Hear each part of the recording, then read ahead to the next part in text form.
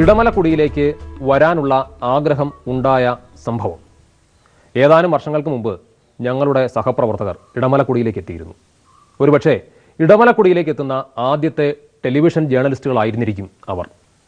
അന്ന് ഇവിടെ വച്ച് ഞങ്ങളുടെ ക്യാമറാമാന് ജയരാജന് പാമ്പ് കടിയേറ്റു, വിഷപ്പാമ്പിൻ്റെ കടി. അന്ന് അയാളുടെ ജീവൻ രക്ഷിക്കാൻ നടത്തിയ ശ്രമം ഒരുപക്ഷെ ഇടമലക്കുടിയുടെ മൊത്തം പ്രശ്നങ്ങളുമായി ചേർത്ത് വായിക്കാൻ കഴിയും. അന്ന് പാമ്പ് കടിയേറ്റ സുഹൃത്തിനെ ആശുപത്രിയിൽ സന്ദർശിച്ചപ്പോൾ മുതൽ ആഗ്രഹിക്കുന്നതാണ് ഇടമലക്കുടിയിലേക്കൊന്ന് പോകണമെന്നും ഇവിടുത്തെ ജീവിതങ്ങൾ നേരിട്ടറിയണമെന്നും. വർഷം കുറെ കഴിയേണ്ടി വന്നു അത് യാഥാർത്ഥ്യമാകാൻ. അന്നത്തേക്കാൾ കാര്യമായ മാറ്റമൊന്നും ഇടമലക്കുടിക്ക് സംഭവിച്ചിട്ടില്ല എന്ന് മനസ്സിലാക്കാൻ അധിക സമയം വേണ്ടി വന്നില്ല. അന്ന് ഞങ്ങളുടെ ക്യാമറാമാൻ ജയരാജനെ 19 കിലോമീറ്ററും ചുമന്നുകൊണ്ട് പോകേണ്ടി വന്നെങ്കിൽ ഇന്ന് ജീപ്പ് വരും. അതും വിളിച്ചു പറഞ്ഞ് ജീപ്പുകാർക്ക് സൗകര്യമുണ്ടെങ്കിൽ സൊസൈറ്റി കുടി വരെ മാത്രം വരും. സൊസൈറ്റി കുടിക്ക് അപ്പുറത്തേക്ക് നടപ്പ് മാത്രമാണ് മാർഗം. ഒരു വികസനം നടക്കണമെന്ന് വെച്ചാൽ ഇടമലക്കുടി ഗ്രാമപഞ്ചായത്ത് ആയി ശേഷവും ഒരു വികസനം നടക്കാത്ത കാരണം കൊണ്ട് റോഡാണ് മെയിൻ വേണ്ടത്. റോഡ് വന്നാൽ നമുക്ക് എല്ലാ വികസനവും നടക്കും.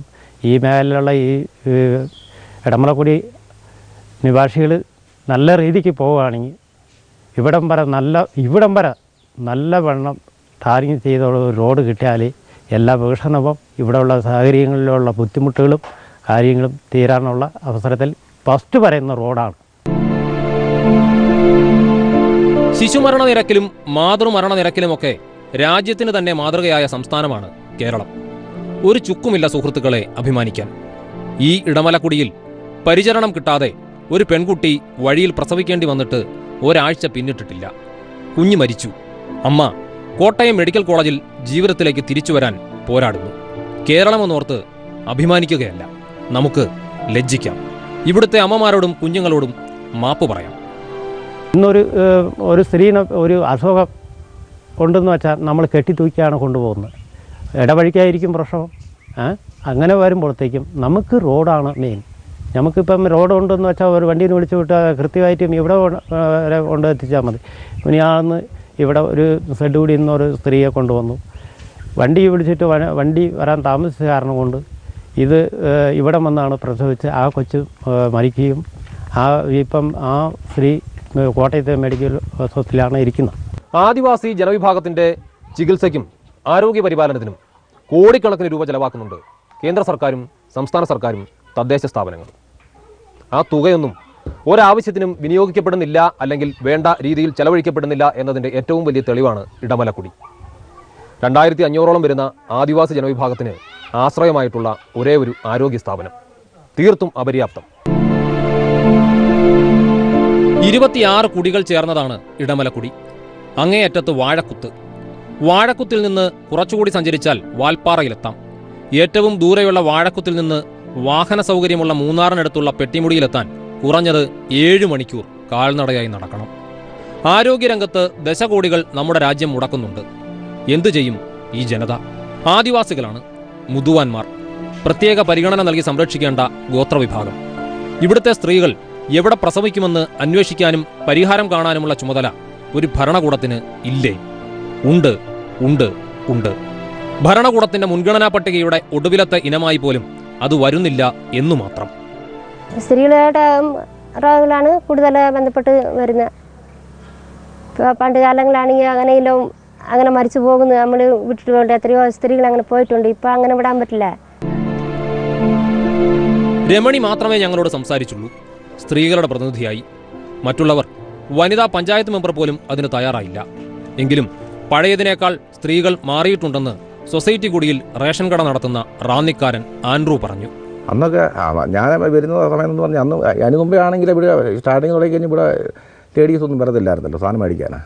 ഇപ്പോൾ പെണ്ണുങ്ങളൊക്കെ അല്ലേ ഒന്ന് സാധനം മേടിച്ചുകൊണ്ടിരിക്കുന്നത്. അങ്ങനെ ഒരുപാട് പേടി മാറ്റമായിട്ടുണ്ട്. ഇപ്പം TV കണ്ട് ശീലമില്ലാത്തതുകൊണ്ട് വാർത്തയും വാർത്താ പരിപാടിയും ഒന്നും ഇവർക്കത്ര പരിചിതമല്ല. അതുമല്ല, 3 മണിക്കൂർ നടന്നു വന്ന് റേഷനരി വാങ്ങി മടങ്ങുന്നതിനിടയിൽ ഫോട്ടോ പിടിക്കാനും ഞങ്ങളോട് കഥ പറയാനും അവർക്ക് നേരമില്ല. തിരികെ 3 മണിക്കൂർ നടക്കണം കുടിയിലെത്താൻ. നടക്കാൻ മറന്നു തുടങ്ങിയ പരിഷ്കൃത ജീവിതങ്ങൾക്ക് ഈ 3 മണിക്കൂർ നടപ്പ് ആലോചിക്കാൻ പോലും കഴിഞ്ഞേക്കില്ല. പെട്ടിട്ട് തൂക്കിക്കൊണ്ടുപോയി ആൾക്കാരുടെ സഹായി ഇപ്പോൾ ഓട്ടോമാറ്റിക് ഒരു വണ്ടി വരുന്നുണ്ട്. വണ്ടിക്ക് 5000 രൂപ ഇവിടുന്ന് ഞങ്ങൾക്ക് ഫീസ് താലൂക്ക് ആശുപത്രി തന്നെ കൊടുക്കണം. ഇല്ലാത്തവർ കടം വന്നിട്ടാണ് ഞങ്ങൾ കൊണ്ടുപോയി ബുദ്ധിമുട്ടി അവിടെ കടയെങ്കിലും മേടിച്ചിട്ട് ഒരാൾ കൊണ്ട് രക്ഷപ്പെടുത്താണ്. അങ്ങനത്തെ ബുദ്ധിമുട്ടുകൾ ഒന്നുണ്ടെങ്കിൽ സർക്കാർ ഇനി എന്തെങ്കിലും ഒരു നല്ല സഹായം ചെയ്യാനാണ് എൻ്റെ ആശയ കുടിക്കാർ പറയുന്നത്. ഇടമലക്കുടിയിലെ സ്ത്രീകൾക്കിടയിൽ മറ്റൊരു പതിവുണ്ടായിരുന്നു. ആർത്തവകാലത്ത് അവർ വീട്ടിൽ നിന്ന് മാറി താമസിക്കണം, വാലായ്മ പുരകളിൽ. അതൊഴിവാക്കാൻ വല്ലപ്പോഴും എത്തുന്ന ആരോഗ്യ പ്രവർത്തകർ ഉപദേശിച്ചു കൊടുത്തതാവണം ഗർഭനിരോധന ഗുളികയുടെ ഉപയോഗം. അതൊരു പതിവാക്കിയതോടെ മുതുവാൻ കുടികളിലെ ജനന നിരക്ക് കുറഞ്ഞു. അപകടം തിരിച്ചറിഞ്ഞെന്നും ഇപ്പോൾ ആ പതിവില്ലെന്നുമാണ് സംസാരിച്ചവരൊക്കെ പറഞ്ഞത്. ആവട്ടെ, ഇങ്ങനെയൊക്കെ സംഭവിക്കുന്നുവെന്നറിഞ്ഞിട്ടും ഇടമലക്കുടിയിൽ അത്യാവശ്യ സൗകര്യങ്ങളുള്ള ആശുപത്രി ഉണ്ടാകാത്തത് തീർച്ചയായും അത്ഭുതപ്പെടുത്തുന്നതാണ്. അതിനപ്പുറം ആശങ്കപ്പെടുത്തുന്നതും. വേനൽക്കാലത്ത് വല്ലപ്പോഴും നടത്തുന്ന മെഡിക്കൽ ക്യാമ്പുകളിലല്ലാതെ ഇവരാരും ഡോക്ടർമാരെ കണ്ടിട്ടില്ല. ഒരു പുരുഷ നഴ്സ് മാത്രമാണ് ചെറിയൊരു മുറിയിലെ ചികിത്സാ സംവിധാനത്തിലുള്ളത്. കാട്ടുമൃഗങ്ങൾ ശല്യം ചെയ്യുന്ന കാട്ടുവഴികളിലൂടെ മണിക്കൂറുകൾ യാത്ര ചെയ്യാൻ നിർബന്ധിതരാകുന്ന മുതുവാൻ ഗോത്രവിഭാഗത്തിൽപ്പെട്ട 2500 പേർക്ക് നമ്മുടെ സർക്കാർ അനുവദിച്ചു കൊടുത്തിരിക്കുന്നതാണ് ഈ സംവിധാനം. കഷ്ടം. വിളിപ്പുറത്ത് മൾട്ടി സ്പെഷ്യാലിറ്റികൾ ഉള്ളവർക്ക് മനസ്സിലാവാത്തതുകൊണ്ടാവും. ചികിത്സ എന്ന് പറഞ്ഞാൽ റോഡാണ് കാരണം.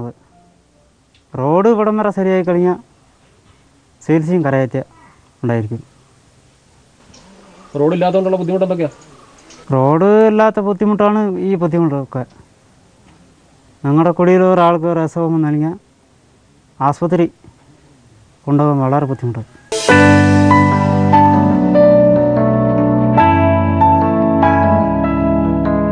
ഡോക്ടർമാർ ഈ കാട്ടുമുക്കിലേക്ക് വരാൻ തയ്യാറല്ലെന്ന് പറയുമ്പോഴും ഒരു വിഭാഗത്തെക്കുറിച്ച് പറയാതിരിക്കാൻ കഴിയില്ല.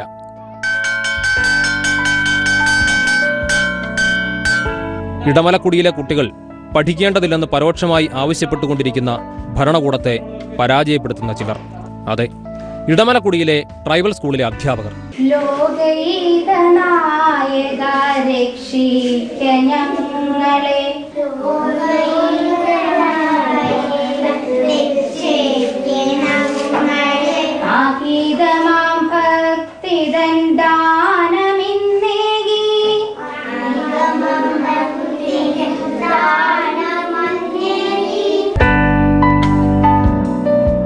പ്രധാന അധ്യാപകരോ വരാൻ തയ്യാറല്ലാതിരുന്ന, വന്നാൽ തന്നെ ഉടനടി സ്ഥലം മാറിപ്പോയിരുന്ന ഇടമലക്കുടിയിലെ സ്കൂളിലെ അധ്യാപകർ.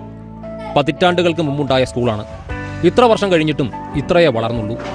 വിരലിലെണ്ണാവുന്ന കുട്ടികളുമായി സ്കൂൾ നടന്ന, അധ്യാപകരില്ലാതെ സ്കൂൾ നടന്ന കാലമുണ്ട്. എന്നിരിക്കലും കഴിഞ്ഞ ഏതാനും വർഷങ്ങളായി മാറ്റമുണ്ട്. അതിന് കാരണം നല്ല ഊർജ്ജമുള്ള കുറച്ച് അധ്യാപകരാണ്. കോഴിക്കോടുകാരൻ ഷിബുലാലിനെ പോലെയുള്ളവർ. നമ്മുടെ വിദ്യാലയത്തിൽ തന്നെ 37 പിള്ളേരാണ് ഇപ്പോൾ പഠിക്കുന്നത്.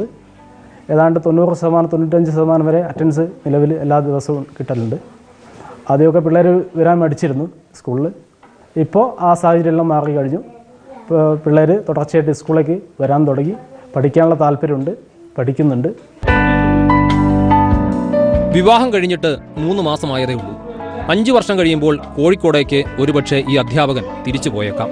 പക്ഷേ പ്രധാന അധ്യാപകൻ ഉൾപ്പെടെ ഇടമലക്കുടിയിലെ ട്രൈബൽ സ്കൂളിൽ ഇപ്പോൾ പഠിപ്പിക്കുന്നവർക്കുള്ള ആത്മാർത്ഥത സർക്കാരിനുണ്ടോ എന്ന് സംശയമാണ്. 38 വർഷമായി ഈ വിദ്യാലയം രൂപീകരിച്ചിട്ട്.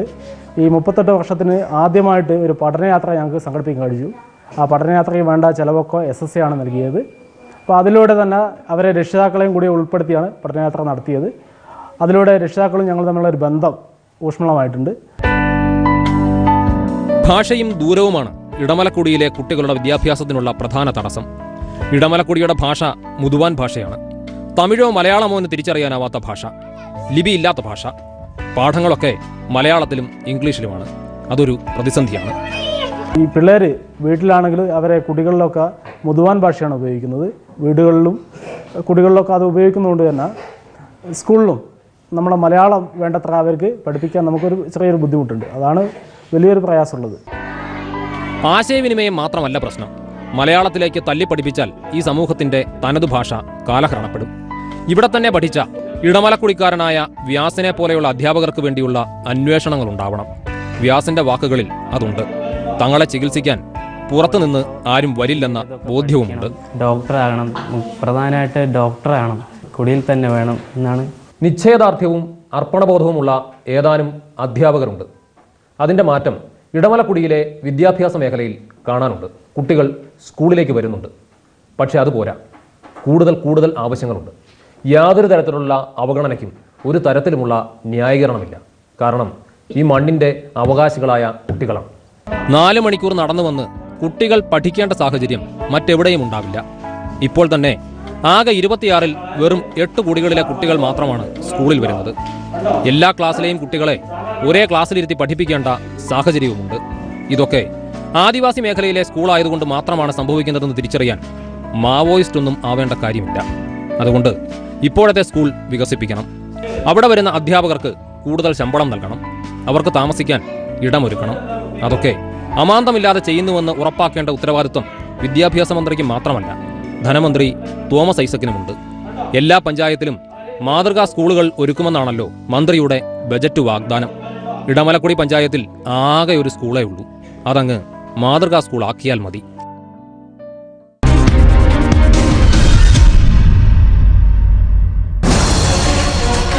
യുവനടിയെ തട്ടിക്കൊണ്ടുപോയ കേസിൽ 2 പേർ കൂടി അറസ്റ്റിൽ. മുഖ്യപ്രതിയടക്കം പിടികൂടാൻ ചുമതല പുതിയ അന്വേഷണ സംഘത്തിന്. കുറ്റപത്രം ഇന്നു രാത്രി 10:30 മനോരമ ന്യൂസിൽ. 2014 Indian car of the year മടങ്ങി വന്നിരിക്കുന്നു. പുതിയ 2017 ഗ്രാൻഡ് i10i. വേണ്ടെന്ന് വെക്കാനാകാത്ത വിശേഷതകൾക്കൊപ്പം ഇതാണ് വൗസം. Hyundai.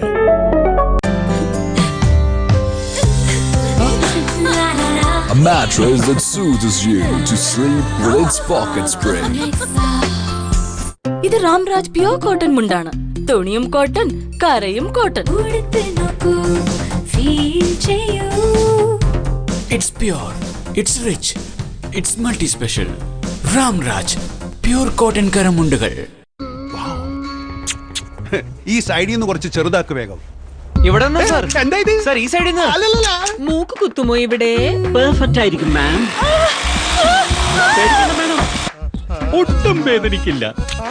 നിങ്ങൾ അറിയുക പോലുമില്ല. നിങ്ങൾ ഏതാണ്ട് ഇതുപോലെയാണ് നിങ്ങളുടെ ഗിയർലെസ് സ്കൂട്ടറിനോട് ചെയ്യുക. ഗിയർലെസ് സ്കൂട്ടറിൽ ഏതെങ്കിലും 40 ഓയിലല്ല, സെർവോ സ്കൂട്ടോമാറ്റിക് 4ST മാത്രം ഒഴിക്കൂ. ഇതിന്റെ ഫ്രിക്ഷൻ മോഡിഫയേഴ്സ് എഞ്ചിൻ പെർഫോമൻസ് കൂട്ടി നിങ്ങളുടെ റൈഡ് സ്മൂത്ത് ആക്കുന്നു. Servo scootomatic 4ST. എന്റെ മകൻ അർജുൻ തന്റെ ക്ലാസ്സിലെ ഏറ്റവും മിടുക്കൻ, എന്നാൽ കാഴ്ചയ്ക്ക് ഏറ്റവും ചെറുതും. ഒരുപക്ഷെ അതുകൊണ്ടായിരിക്കും ഇന്നലെ അവന് ബാസ്കറ്റ്ബോൾ ടീമിൽ സെലക്ഷൻ കിട്ടാഞ്ഞത്. ചില കുട്ടികളുടെ വളർച്ച പ്രായത്തെക്കാളും പിന്നിലായിരിക്കും. ഇപ്പോൾ ഇങ്ങനെയുള്ളവർക്ക് വേണ്ടിയാണ് പുതിയ ഹോർലിക്സ് ഗ്രോത്ത് പ്ലസ്. അത് വർദ്ധിപ്പിക്കുന്നു ഹൈറ്റും വെയിറ്റും വെറും 6 മാസത്തിൽ അമിതവണ്ണം വെക്കാതെ തന്നെ. ഇനി നഷ്ടപ്പെട്ടു പോയ വളർച്ച കാച്ചപ്പ് ചെയ്യൂ.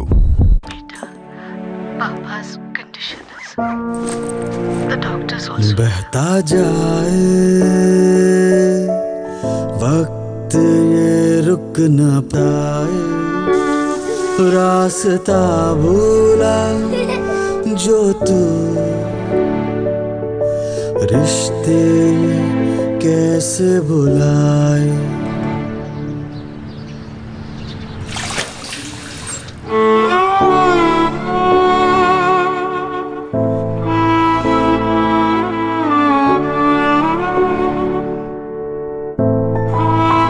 A relationship of trust. Esco Bathware since 1960.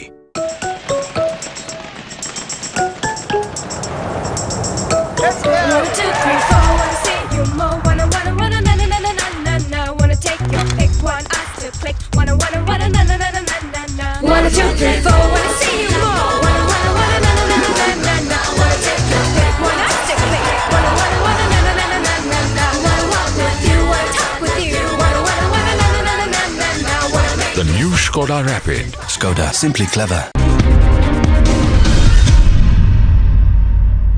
ഇടമലക്കുടിയുടെ panchayat ഓഫീസാണിത്. ഒരു പഞ്ചായത്ത് ഓഫീസ് അല്ലെങ്കിൽ ഒരു തദ്ദേശ സ്വയംഭരണ സ്ഥാപനത്തിൻ്റെ ആസ്ഥാനം എന്ന നിലയിൽ നമുക്ക് ചില സങ്കല്പങ്ങളുണ്ടാവും. അത്തരം സ്ഥാപനങ്ങളിൽ നിന്ന് സാധിച്ചു കിട്ടുന്ന ഒട്ടേറെ കാര്യങ്ങളും ഉണ്ടാവും. എന്നാൽ ഇടമലക്കുടിയുടെ പഞ്ചായത്ത് ഓഫീസിനെ സംബന്ധിച്ച് അത്തരം സങ്കല്പങ്ങൾക്ക് പ്രസക്തിയില്ല. ഇവിടെ ഉദ്യോഗസ്ഥരില്ല, ഇവിടെ നിന്ന് ലഭിക്കുന്ന രേഖകളുമില്ല. അങ്ങ് ദൂരെ ദേവികുളത്ത് പോകണം എന്തെങ്കിലും കാര്യം സാധിക്കാൻ. ആദ്യമായി ഇടമലക്കുടിയിലേക്കെത്തുന്ന പ്രമുഖ രാഷ്ട്രീയക്കാരൻ CPM നേതാവായ കെ രാധാകൃഷ്ണനാണ്. അന്ന് അദ്ദേഹം സ്പീക്കറാണ്. അദ്ദേഹമാണ് മൂന്നാർ പഞ്ചായത്തിലെ 1-ാം വാർഡായിരുന്ന ഇടമലക്കുടിയെ കേരളത്തിലെ ആദ്യത്തെ ഗോത്രവർഗ പഞ്ചായത്താക്കാൻ മുൻകൈയെടുത്തത്. ഇടമലക്കുടി പഞ്ചായത്ത് ഓഫീസിൽ ഉദ്യോഗസ്ഥരില്ലെന്നും ഗ്രാമപഞ്ചായത്തിലെ പ്രജകൾ ഒരു സർട്ടിഫിക്കറ്റ് വാങ്ങാൻ 7 മണിക്കൂർ നടക്കേണ്ടതുണ്ടെന്നും കെ രാധാകൃഷ്ണൻ അറിയേണ്ടതായിരുന്നു. പിന്നീട് മന്ത്രി ജയലക്ഷ്മിയും ഇവിടെ വന്നിട്ടുണ്ട്. IAS IPS ഉദ്യോഗസ്ഥർ പലരും വന്നു. വരവുകളിലെ വാഗ്ദാനങ്ങളല്ലാതെ ഇവിടെയൊന്നും നടന്നിട്ടില്ലെന്ന് മാത്രം. എല്ലാ ഇതിൽ നിന്നും ഉദ്യോഗസ്ഥന്മാർ വരുന്നുണ്ട്, എല്ലാ ഇടമലക്കുടി പറയുന്നുണ്ട്. പക്ഷേ ഇടമലക്കുടിക്കാർക്ക് ഒരു പുരോഷണം ഇതുവരെ നേടിയിട്ടില്ല. ഇനി ഉണ്ടാകുമോ എന്നൊരു പ്രതീക്ഷയാണ് ഞങ്ങൾ നോക്കിക്കൊണ്ടിരിക്കുന്നത്. വരുന്നു പോകുന്നു കാണുന്നു എന്നല്ലാതെ ഇതുവരെ ഒന്നും നടന്നിട്ടില്ല. എന്താണ് ജലസ ഡയറക്ടർ വന്നു, എന്താണെന്ന് പറഞ്ഞ് അവർ പോയി. 3 വർഷത്തിന് മുമ്പ് പാസ്സാക്കിയതാണ്. ഇതുവരെ ഷെഡ്യൂളിലൊക്കെ തറ 11 പണിത് മാത്രമേ ഉള്ളൂ. ബാക്കി നടപടികളൊന്നും നടന്നിട്ടില്ല. ഓരോ വീട്ടുകളിലും 2-3 കുടുംബങ്ങളാണ് താമസിക്കുന്നത്. അത് ഈ മഴക്കാലത്ത് മുമ്പ് പണിത് തരുവാണെങ്കിൽ ഏറ്റവും നല്ലതാണ്. സൊസൈറ്റി കുടിയിൽ നിന്ന് ഷെഡ് കുടിയിലേക്കുള്ള നടപ്പാണ്, യാത്രയാണ്. ഇത് താരതമ്യേന അടുത്തുള്ള ഒരു കുടിയാണ്. മറ്റു കുടികളിലേക്ക് മണിക്കൂറുകൾ നീളുന്ന, കിലോമീറ്ററുകൾ നീളുന്ന യാത്രയുണ്ട്. ഈ യാത്രയും നടപ്പും ഇന്നാട്ടുകാർക്ക് അല്ലെങ്കിൽ ഈ ജനവിഭാഗത്തിന് ശീലമാണ്. പക്ഷേ അതുകൊണ്ടായില്ല, പുതിയ കാലത്തെ ചികിത്സ, ആരോഗ്യം, വിദ്യാഭ്യാസം അത്തരം വെല്ലുവിളികൾക്ക് ഈ നടപ്പ് ഒരു ബുദ്ധിമുട്ടാണ്.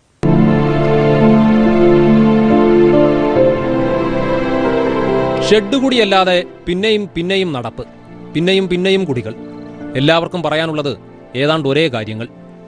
ആശുപത്രി ഞങ്ങൾക്ക് അവിടെ ഒരു ആശുപത്രി കിട്ടുവാണെങ്കിൽ ഏറ്റവും വളരെ ഉപകാരമാണ്.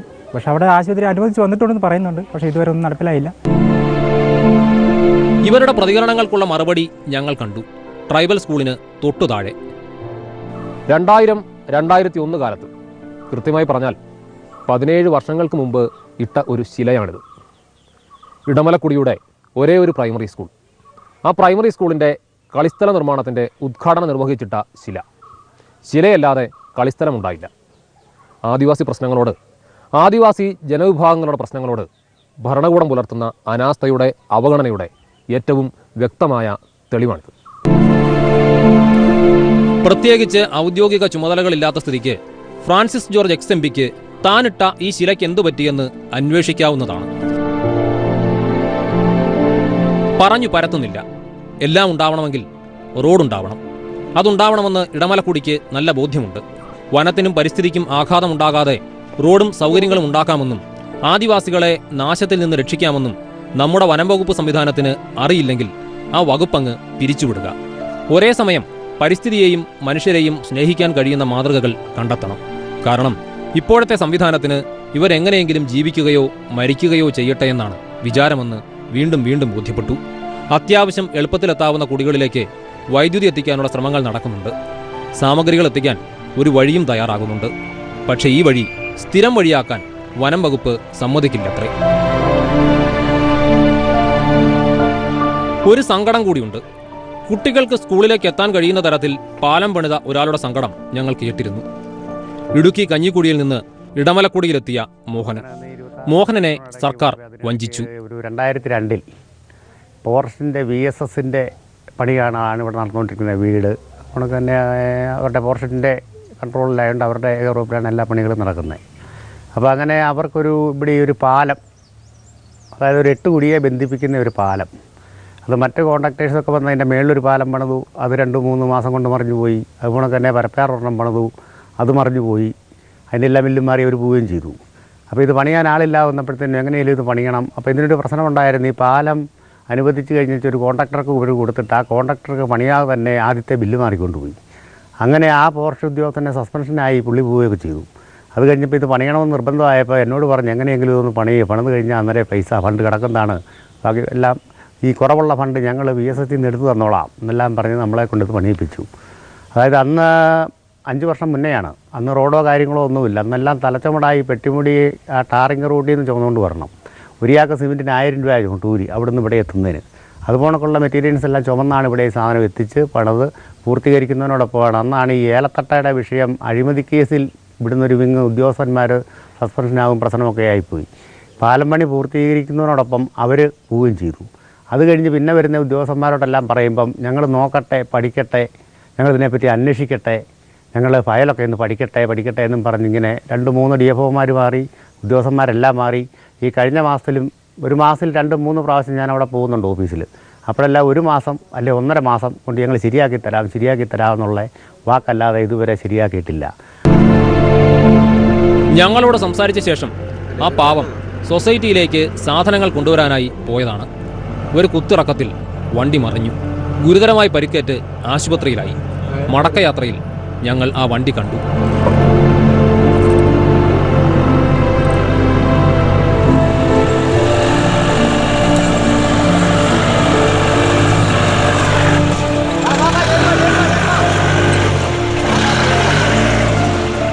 ഇടമലക്കുടികൾ പലയിടത്തും ഉണ്ടാവും. ആദിവാസി സമൂഹത്തിന് അവരുടെ തനത് ജീവിത സാഹചര്യത്തിൽ ജീവിക്കാനുള്ള സാഹചര്യം നമ്മളാണ് നഷ്ടപ്പെടുത്തിയത്. നഷ്ടമാവാത്തവ നിലനിർത്തി മാന്യമായി ജീവിക്കാനുള്ള സാഹചര്യം ഉറപ്പാക്കേണ്ടത് ഭരണകൂടത്തിൻ്റെ ഉത്തരവാദിത്വമാണ്. ഭരണകൂടം അത് ചെയ്യുന്നില്ലെങ്കിൽ ഓർമ്മിപ്പിക്കേണ്ടത് പൊതുസമൂഹത്തിൻ്റെ ഉത്തരവാദിത്വമാണ്. അത് കഴിയാത്തിടത്തോളം നമ്മളൊരു പരാജയപ്പെട്ട ജനതയാണ്. ഇടമലക്കുടിയിൽ നിന്ന് തിരിച്ചിറങ്ങുകയാണ്.